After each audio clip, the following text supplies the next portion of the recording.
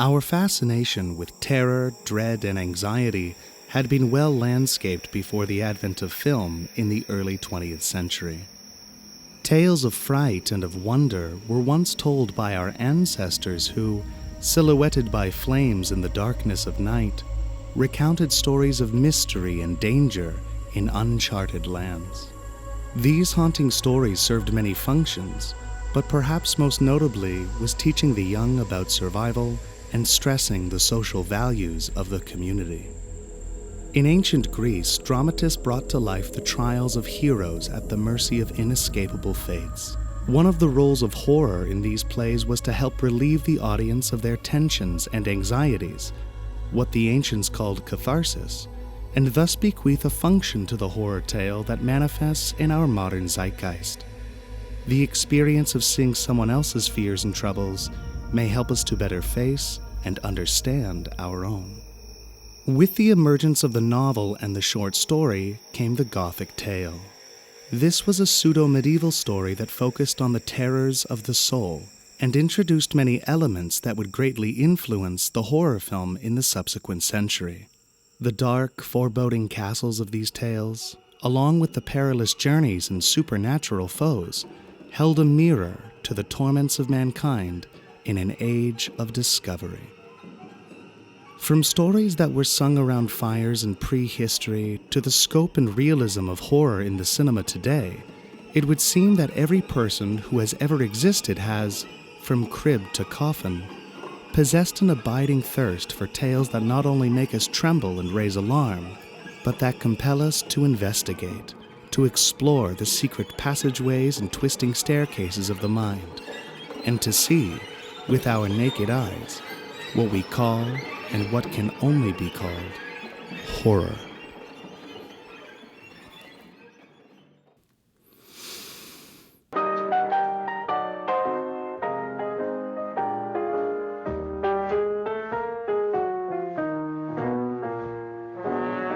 No one to talk with, all by myself.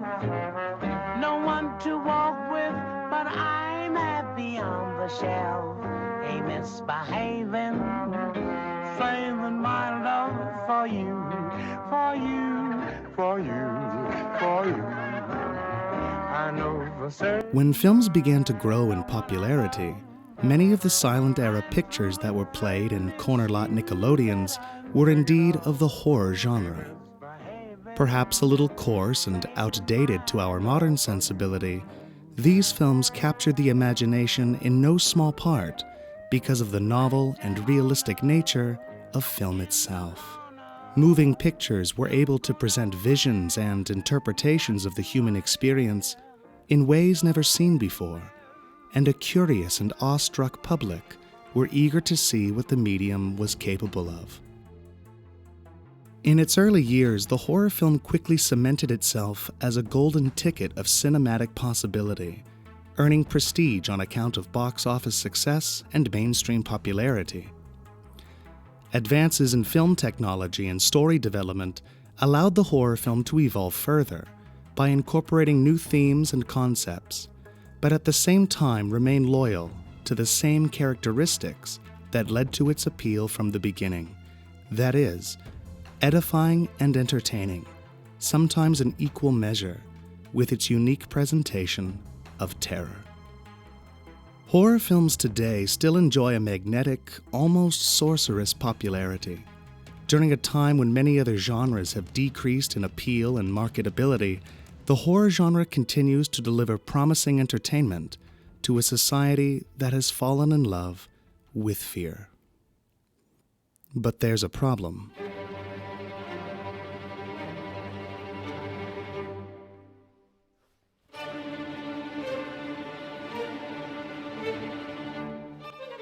Despite more than a century of developing a portfolio of elements and conventions, there is some debate as to what a horror film actually is. The issue starts with but a small glimpse of the variety of subgenres that either overlap the horror genre or that horror has spawned by virtue of its creative legacy. The earliest horror films were relatively easy to identify. The formula was well known, widely copied, and commodifiable. Few, if any of us today, could possibly doubt the fact that Dracula and Frankenstein not only belong to the horror genre, but could rightly serve as its iconic prototypes. On the other hand, the diversity of horror subgenres today has diluted and obscured our once easy understanding of what horror is. Torture horror films like the Saw series are, even at first glance, shoo-in candidates for the genre. But film noirs like Sunset Boulevard, mystery thrillers like Silence of the Lambs, or period pieces like The Witch are not so easily placed and often require the addition of more genre titles.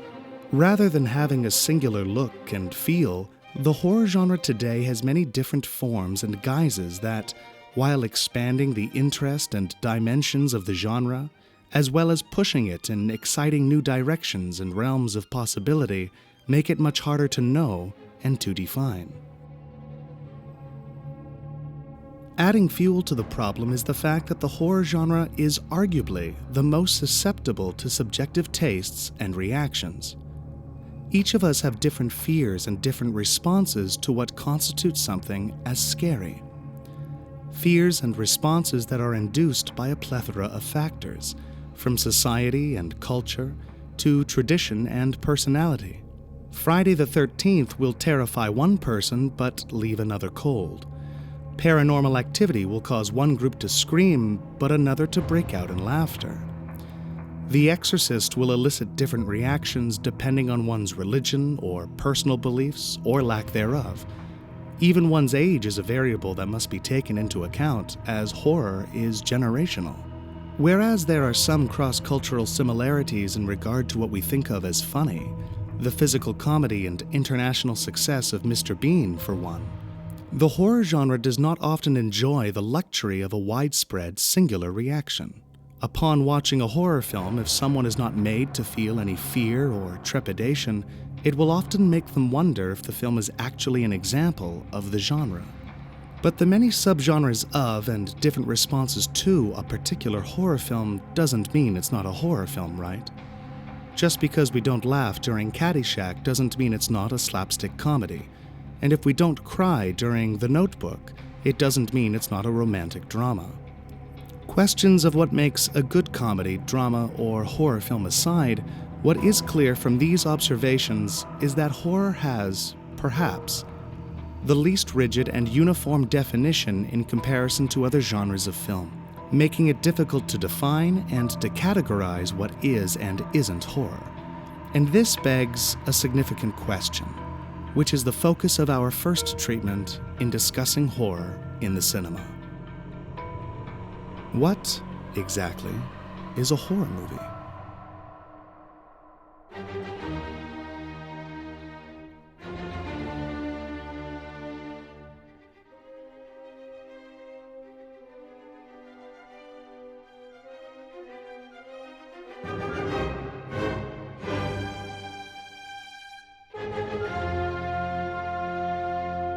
We must begin by talking a little about genre.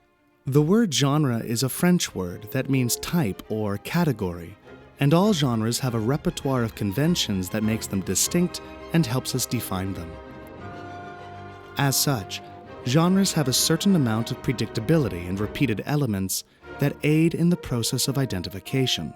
Although the conventions of film have many taxonomies and have been listed in various ways, for the purpose of this essay we will focus on the following three conventions in an attempt to get to the heart, or horror, of the matter.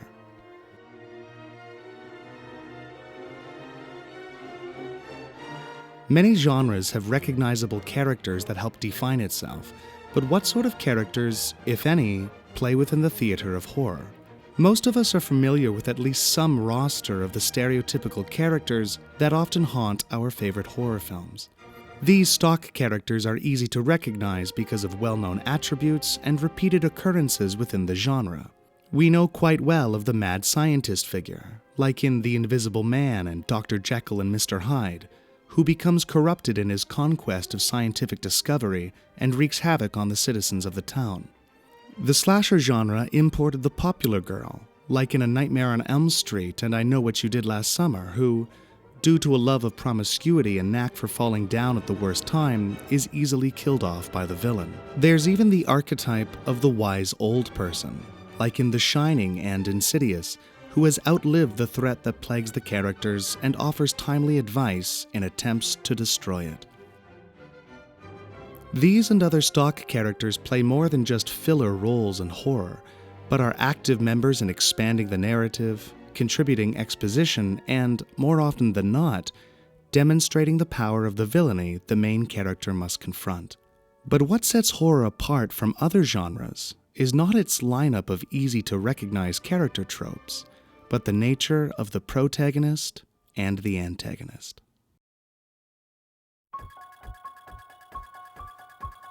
Every film usually has some kind of main character, a hero or protagonist with whom the audience can explore the experience and orient themselves in the story.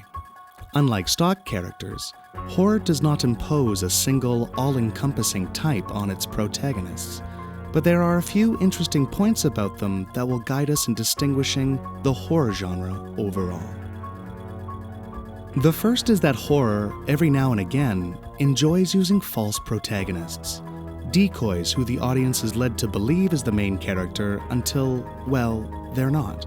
Often, this is achieved by relying on the star power of a particular actor.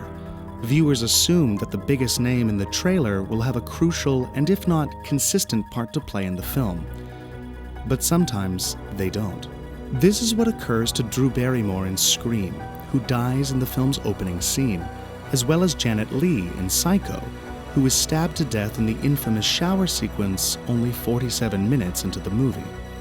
In Alien, the audience's expectation that John Hurt plays a starring role literally bursts into pieces.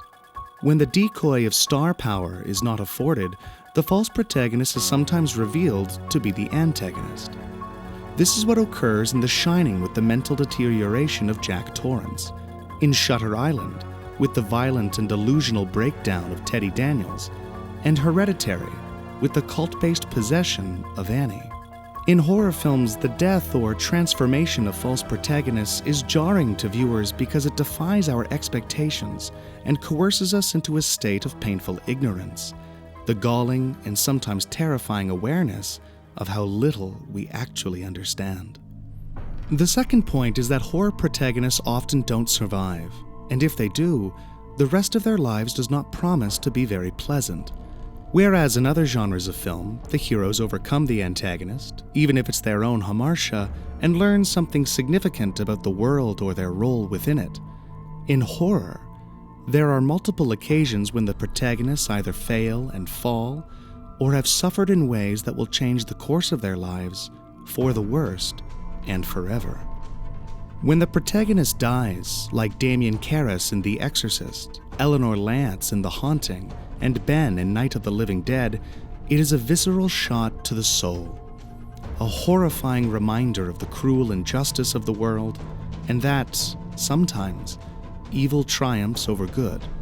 When the protagonist manages to survive, often depicted as the final girl, who has become a well-parodied stock character in and of herself, like Susie Bannion in Suspiria, Sally Hardesty in The Texas Chainsaw Massacre, and Aaron Harson in You're Next, it's difficult to imagine them ever overcoming the trauma and horror they endured at the hands of cruelty and villainy. The same trauma and horror that is effectively transmitted to the audience.